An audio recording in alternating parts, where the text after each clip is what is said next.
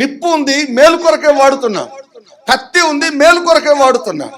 అలాగే నీకు దేవుడు బుద్ధి జ్ఞానములను ఇచ్చేటువంటి ఒక వివేచన జ్ఞానాన్ని నీకు ఇచ్చాడు. కాబట్టి వాటి విషయంలో నువ్వు ఏ విధమైనటువంటి జాగ్రత్త కలిగి ఉన్నావో నీ చేతిలో ఉన్న సెల్ విషయంలో కూడా అదే జాగ్రత్త కలిగి నువ్వు నడుచుకోగలిగితే ఈ లోకంలో ఉన్నటువంటి ఈ మాలిన్యం నీకు అంటకుండా, దానికి మీరు దాసులు కాకుండా మిమ్మల్ని మీరు కాపాడుకునే అవకాశం మీకు ఉంటుంది అని దేవుని స్తోత్రం కలుగును గాక.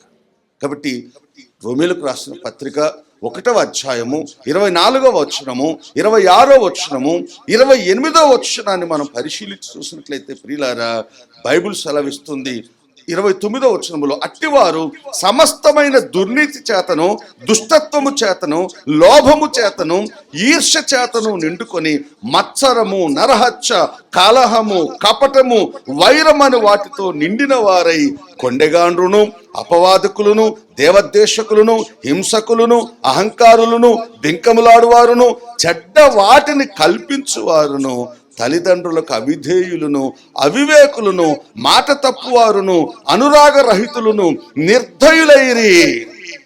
ఇట్టి కార్యములు అభ్యసించువారు మరణమునకు తగిన వారు అను దేవుని న్యాయ విధిని వారు బాగుగా ఎరిగియుండియు వాటిని చేయుచున్నారు. ఇది మాత్రమే కాక వాటిని అభ్యసించు వారితో సంతోషంగా ప్రియులారా సమ్మతించుతున్నారు. ఇప్పుడు ఈ వాక్య భాగాన్ని ఇంటికి వెళ్ళిన తర్వాత దయచేసి నేను చెప్పినందుకైనా మళ్ళీ ఒకసారి మీరు చదవండి. చదివి ప్రియులారా, ఇలాంటి వారు అంటే 29వ వచనంలో ఎన్ని రకాల చెడ్డ వాళ్ళు ఉంటారో వాళ్ళందరి హిస్టరీ ఇక్కడ రాశాడు దేవుడు. ఓకే, మొదటిగా నిన్ను నువ్వు పరీక్షించుకో. ఈ రాయబడినటువంటి ఈ లేఖనాల్లో నీకు ఉపయోగపడేది, నీకు వర్తించే వచనం ఏదైనా ఉందా?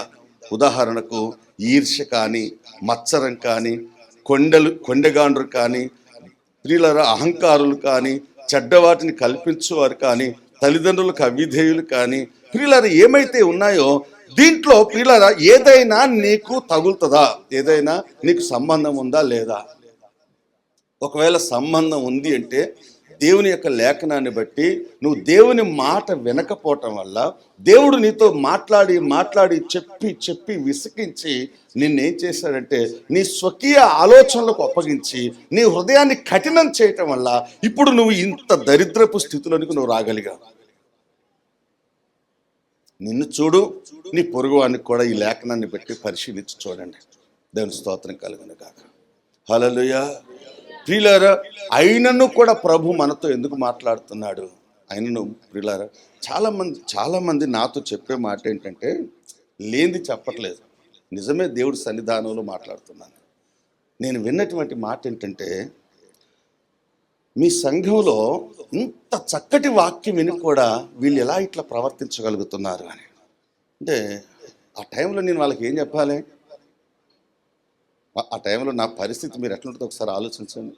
నాకు కూడా మరి అంటే నేను ఇప్పుడు మళ్ళా ఇట్లా అంటే మళ్ళీ ఏం ఊకుంటుందా? మళ్ళీ పోయి ఈ మాట ఆమెకు చెప్పదా?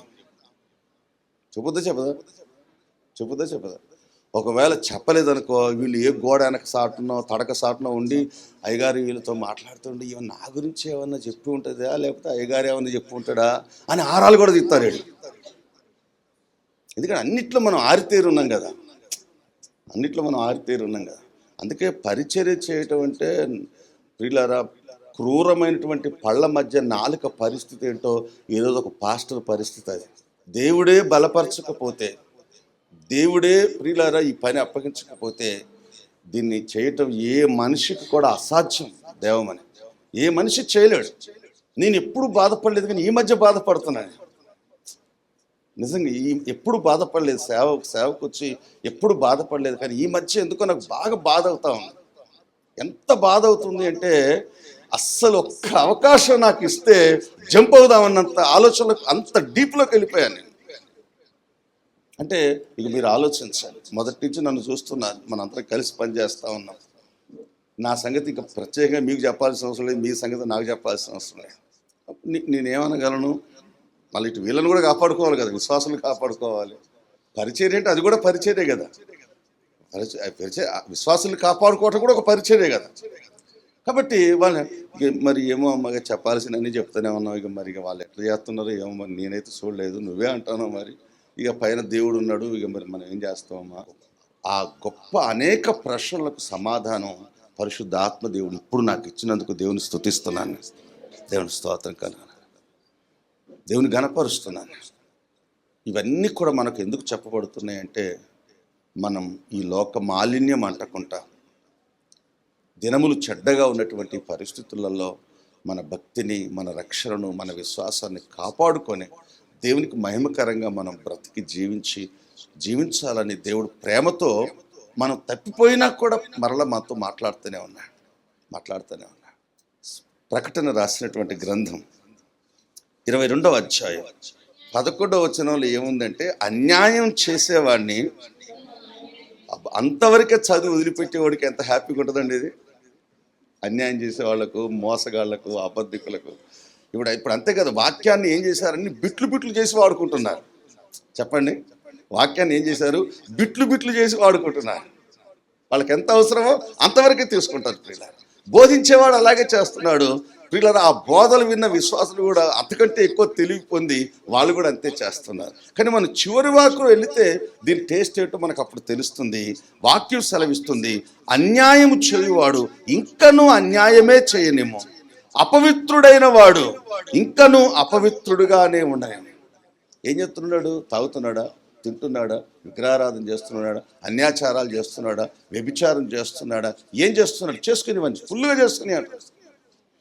కానీ ఫుల్గా చెయ్యి రచ్చగా